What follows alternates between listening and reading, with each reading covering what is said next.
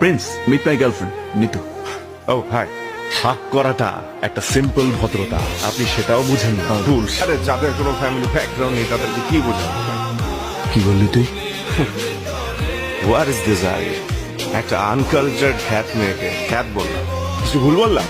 তুই যদি গেস্ট না হইতি তাহলে তোর হাত পাপাই খাওয়া তোরে সবাই করে দিত।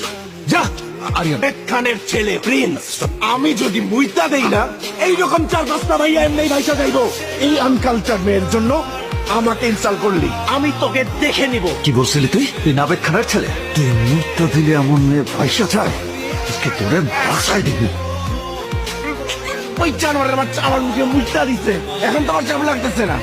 তোমার ছোট ছেলেটার উপর মুইতা দিছে মাস্টার, তোর সামনে আমাকে ও যাতা করছে আর তুই কিচ্ছু করিস নাই। মুখের মধ্যে গন্ধ।